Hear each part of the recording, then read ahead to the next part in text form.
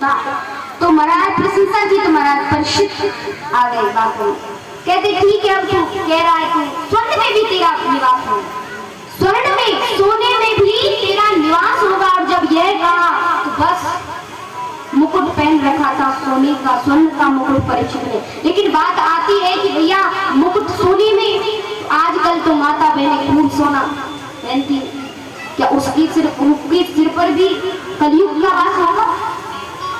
नहीं नहीं, ऐसा नहीं है महाराज। कहा इस प्रश्न का समाधान करने के लिए कहा संतों ने कि ऐसी बात नहीं है कि जो सोना, जिसके कानों में सोना है, गले में सोना है, जो सोना पहनता है, गोल्ड पहनता है, उस पर कलयुग का वास होगा। नहीं, महाराज परीक्षित के मस्तिष्क में क्यों प्रवेश किया, कब प्रवेश किया कलयुग ने?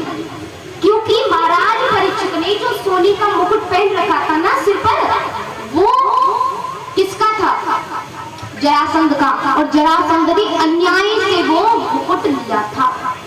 जरासंध का वो मुकुट था जो अन्याय से लिया गया था, जो राजाओं को मारता था और राजा जो पराजित हो जाता था, धोखे से पराजित करता और वो पराजित हो जाता तो फिर उनके मुकुटों को लिया करता था, ले आया करता था। तो जब महाराज परीक्षित के पूर्वजों ने जब युद्ध किया, जरासंध को पराजित कर दिया, तो उसका मुकुट लेकर आ गए, तो परीक्षित ने उसी मुकुट को धारण कर लिया। लेकिन वो अन्याय का मुकुट था, इसीलिए महाराज परीक्षित के मुकुट में प्रवेश किया। लेकिन जो इसलिए कहती हूँ, जो भी अर्जित करो, चाहे वो धन हो, चाहे वो और कोई वस्तु हो, वो अन्याय से उपार्जित नहीं होना चाहिए, न्याय का, अपनी मेहनत का होना चाहिए, ताकि भगवान भी प्रसन्न हो। अन्याय का नहीं हो, ये तो कलयुग आ जाएगा, फिर जाने का तो नाम ही नहीं लेगा। इसलिए कलयुग चला गया, सीधे परीक्षित के मुकुट में प्रवेश किया, फिर मस्तिष्क में प्रवेश किया। महाराज परीक्षित चल पड़े और चलते चलते बड़ी देर हो गई, भूख लगी, प्यास लगी, सामने देखा समीप ऋषि की कुटिया है। ऋषि के पास चले गए, उन ऋषि के आश्रम में जाकर देखा, महाराज पानी मांगा। महाराज परीक्षित कहते हैं कि महाराज बड़ी तेज प्यास लग रही है, भूख लग रही है, कुछ खाने के लिए न हो तो पानी ही पिला दो। तो उस समय समीप ऋषि ध्यान मग्न थे, समाधि में लगे हुए थे, समाधि में लगे हुए थे। तो समीप ऋषि ने ध्यान नहीं दिया, भाई परमात्मा से तार जुड़ गया तो फिर इधर उधर की सांसारिक बातें भूल जाते हैं सब। जब ध्यान करते हैं तो ऐसा ध्यान रहता है कि फिर संसार वाले कुछ पुकारते रहे, आसपास कोई भी शब्द होता रहे, कोई ध्यान नहीं जाता, क्योंकि उनका तार भगवान से जुड़ा है। परीक्षित की बातों पर ध्यान नहीं दिया। परीक्षित ने कहा पानी दे दो, पानी दे दो, लेकिन नहीं, उन्होंने नहीं सुना, ध्यान नहीं। अब परीक्षित को बड़ा गुस्सा आया, मैं राजा और इनकी कुटिया पर पधारा, मैं स्वयं राजा आया इनकी कुटिया पर, इन्होंने सत्कार की भैया पानी की भी नहीं पूछी और मांग रहा हूं तो दे नहीं रहे हैं। तो वहां पास में मरा हुआ सर्प पड़ा हुआ था, धनुष की नोक से उठाया, चारों गले में डाल दिया, समीप ऋषि की गले में डालकर भी चले गए। पीछे से उन्हें जब समीप ऋषि का पुत्र श्रृंगी, और जब श्रृंगी ने देखा कि मेरे पिता के गले में मरा हुआ सर्प है, भागवत जी के प्रथम स्कंद के 18वें अध्याय के 30वें श्लोक में लिखा, सतु ब्रह्म ऋषि गता सुमरंग रुषा विनिर्गच्छन् धनुष कोटया निधाय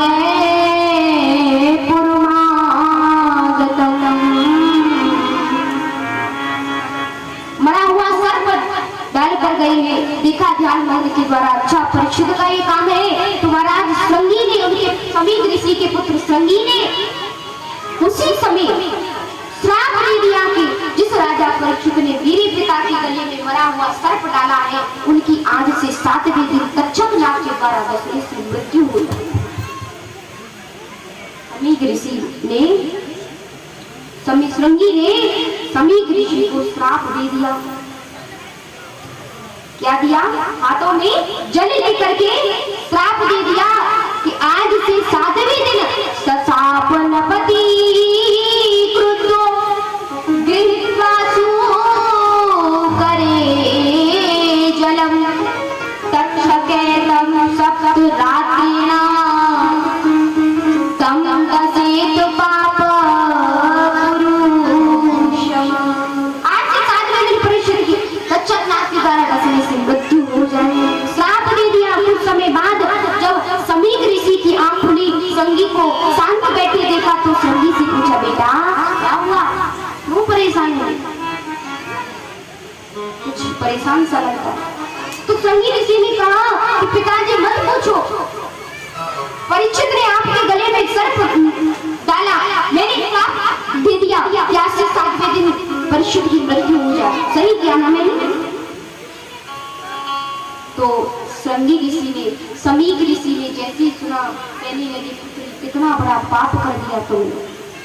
हाँ, सबसे बड़ा अपराध क्या रे? तुम नहीं जानते नरा नाम से नराधिपे, वे राजा तो ईश्वर का अंश होता है। क्या तुम नहीं जानते? अरे राजा को कुछ हो जाएगा, हम उनकी प्रजा में कैसे जिएंगे? हम कैसे जिएंगे हम उनके बिना? राजा ही तो हमारी रक्षा करता है। बेटा ये तुमने बड़ा अपराध कर दिया। समीक ऋषि कहने लगे संगी को, बेटा हम संत हैं, हम ऋषि हैं, और ऋषि के संतों का स्वभाव, हम संतों का स्वभाव कैसा होना चाहिए? तितिक्षवे कारुणिका सूरदय सर्वदेहिना अजात शत्रवे शांता साधवे साधुभूषण। हम संतों का स्वभाव कैसा होना चाहिए? बिल्कुल सरल। हमारा कोई अपकार भी कर दे तो भी हमें उसकी भलाई ही सोचनी चाहिए, हमें बुरा नहीं मानना चाहिए। हम संत सहनशील, हम संतों को सहनशील होना चाहिए।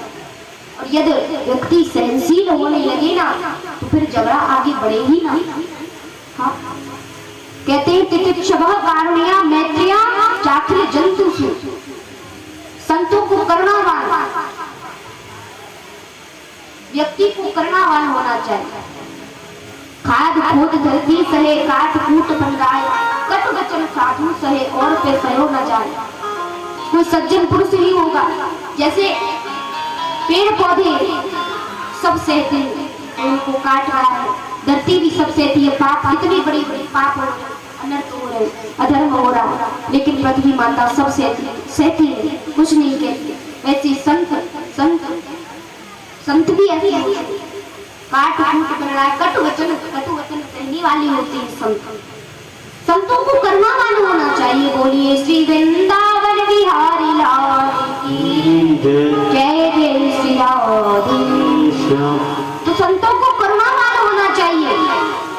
संगी ऋषि को समझाते हैं, हाँ महाराज, संतों को, सज्जन पुरुषों को सहनशील, हर व्यक्ति के जीवन में सहन शक्ति होनी चाहिए। सहन शक्ति, जितनी सहन शक्ति होगी उतना परिवार में प्रेम बढ़ेगा। एक दूसरे ने कुछ गलत बोल ही दिया तो कोई बात नहीं, चलो हमारा अपमान ही तो किया है, और हमारा अपमान क्या किया है? शरीर का अपमान हुआ, और शरीर का अपमान है, शरीर का अपमान खूब करो। हाँ? आत्मा का अपमान कोई कर नहीं सकता, और शरीर का अपमान करे तो सह लो, क्योंकि शरीर अपना है नहीं। क्योंकि शरीर तो मर जाए तो शरीर में दो, एक कोई पैर ठोकर मार करके भी चली जाए तो शरीर तो अपना नहीं है। इसलिए मरने के बाद तो कोई टकरा भी जाए, कोई ठोकर भी मार देना, बस कुछ नहीं बोलेगा, उसका अपमान नहीं होगा।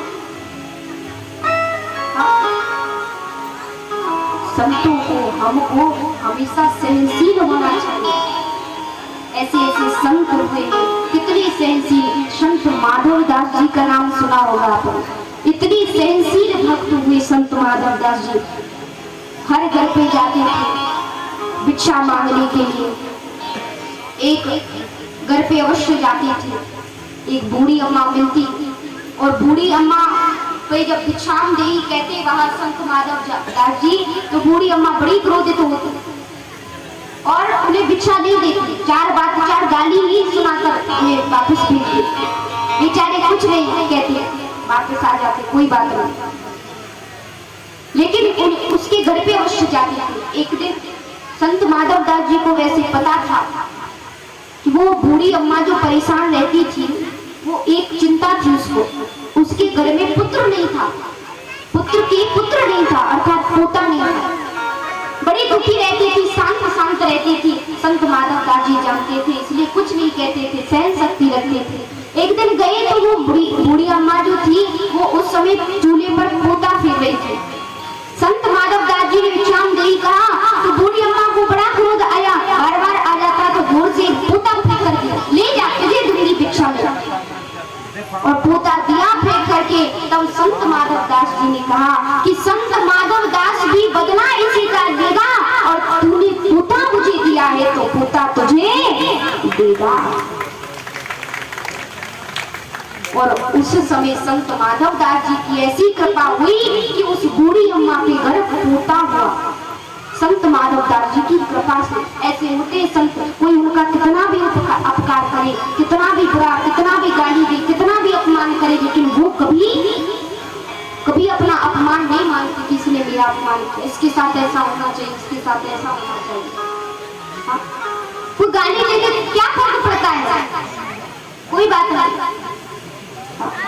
शिशुपाल ने कितनी गाली दी भगवान को, कितनी गाली देता था शिशुपाल भगवान को। हम भगवान से भी बड़े होंगे, 10-20 गाली नहीं सुन सकते, 10-20 नहीं, कम से कम 2 गाली सुन लो, क्या फर्क पड़ जाएगा। भगवान ने तो कितनी गाली दी थी शिशुपाल की, कोई बात नहीं। संतों को, सज्जन को सहनशील होना चाहिए। हाँ, तो अब जैसे का समझा रहे हैं समीक ऋषि पुत्र श्रृंगी को कि देखो ऐसी बात है, तुमको ऐसा नहीं करना चाहिए, श्राप नहीं देना चाहिए था। उस समय गौरमुख नाम के शिष्य को बुला करके कह दिया, राजा परीक्षित से कह देना कि वो राजा परीक्षित से जाकर कह देना कि उनको श्राप लगा है, पुत्र ने भूलवश श्राप दे दिया। गौरमुख नाम के शिष्य को बुलाया, वो गया परीक्षित महाराज के पास और जाकर परीक्षित महाराज को सब बताया। महाराज परीक्षित फिर भी अपनी गलती मान ले, कह रहे हैं कि मेरी ही गलती हो गई, मैंने संत अपमान किया और आज इतना बड़ा फल मुझे भोगना पड़ा। मैं अपने मैंने पाप किया है, उसका फल तो मुझे भोगना ही था, कह रहे हैं महाराज परीक्षित। और महाराज परीक्षित ने जब सुना तो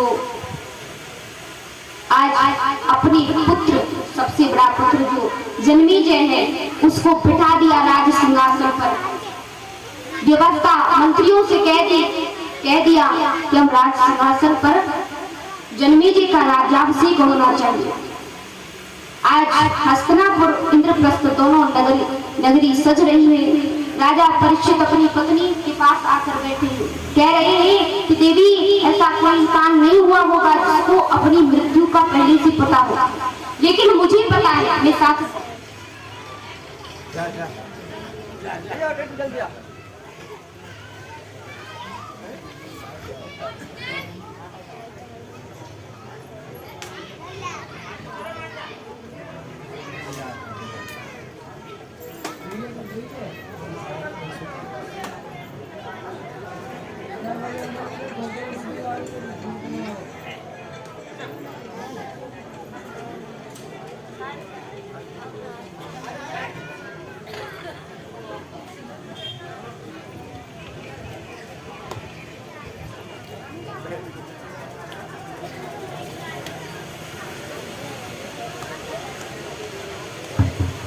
महाराज अब कहा कि परीक्षित को पता चला, महाराज परीक्षित को पता चला और उस समय बेटे को राज सिंहासन पर अभिषिक्त किया। करने के बाद तुरंत ग्रह त्याग कर दिया, घर को त्याग कर दिया। घर को त्याग करके गंगा के किनारे चली गई। सब संतों को पता चला, बड़े बड़े संत आने लगे। महाराज परीक्षित को श्राप लगाए, सब संत आए और संत आए वहां इकट्ठे हो गए सब। तो कहा परीक्षित तुम्हें श्राप लगाए हैं? तो महाराज परीक्षित कहते हैं नहीं नहीं, किसने कहा मुझे श्राप लगाया? जी वरदान मिला है। कौन सा? अरे ये वरदान ही है मेरे लिए, क्योंकि भगवान शंकर भैया पार्वती से कहते हैं श्री रामचरितमानस में, गिरिजा संत समागम सम न लाग कछुआन, बिनु हरि कृपा न होई सो, गावन वेद पुराण, गावन वेद पुराण।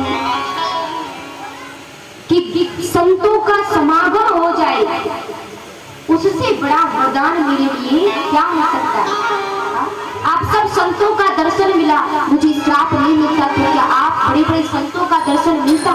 सब इकट्ठे हो गए, अत्रि वशिष्ठ च्यवन देवल देवराज गौतम आदि ऋषि सब इकट्ठे हो गए। हाँ, श्री रामचरितमानस में दो बातें कही गई है। एक तो कहा कि बिनु हरि कृपा मिले ही नहीं संता, दूसरा कहा पुण्य पुंज बिन बिलऊ न संता। एक तो कहा कि संत दो प्रकार से संतों का मिलन होता है, एक पुण्य पुंज बिन मिलऊ न संता, जब तक पुण्य न हो हमारे तब तक संतों का मिलन नहीं होता। दूसरा कहा बिनु हरि कृपा मिले ही नहीं संता, बिनु जब तक हरि की कृपा न हो तब तक नहीं मिल सकती। और दोनों बातें सिद्ध हुई है। जब श्री राम वनवास को गए तो संतों का दर्शन हुआ, तो वहां कहा कि भाई ये तो बड़ी कृपा है, पुण्य पुंज बिन बिलऊ न संता, पुण्य ना हो तो मिल नहीं सकते। और जब हनुमान जी को विभीषण जी को हनुमान जी के दर्शन हुए तब कहा बिनु हरि कृपा मिले नहीं संता, हरि की कृपा के बिना संत मिल नहीं सकते। तो दो बातें कही। महाराज परीक्षित को संत मिले तो उस समय महाराज परीक्षित बैठे हैं गंगा के किनारे, कह रहे हैं कि 7 दिन में मेरी मुक्ति हो, उसका कोई उपाय बताओ। सब संत बैठे हैं, ऋषि मुनि बैठे हैं, लेकिन किसी से जवाब ही नहीं दिया। किसी ने कि कौन सा क्या करें कि इनकी परीक्षित की 7 दिन तक मोक्ष हो जाए। ऐसा क्या करें जिसको करने से परीक्षित का उद्धार हो जाए, मोक्ष हो जाए। कोई नहीं विचार पाया। तब जाकर के उसी समय जो श्री सुखदेव जी वन में विराजमान थे, तपस्या में लीन थे, उनका मन कहता चलो परीक्षित के पास, चलो परीक्षित के पास। ऐसे सुखदेव जी का मन किया तो चल पड़े गंगा के लिए, और गंगा किनारे गए तो वहां जाते हैं धीरे धीरे आए, परीक्षित के पास आकर कहा समझो तुम्हें अपनी मुक्ति का उपाय मिल गया। तब जाकर के सुखदेव जी और परीक्षित का मिलन हुआ। प्रणाम किया परीक्षित महाराज ने सुखदेव जी को, और आगे कल से सुखदेव जी परीक्षित महाराज को कथा सुनाएंगे। सती चरित्र, ध्रुव चरित्र, प्रहलाद चरित्र, देवहूति चरित्र होगा। बड़ी आनंद से श्रवण करेंगे। आज की कथा यहीं पर विश्राम होती है। बोलिए श्री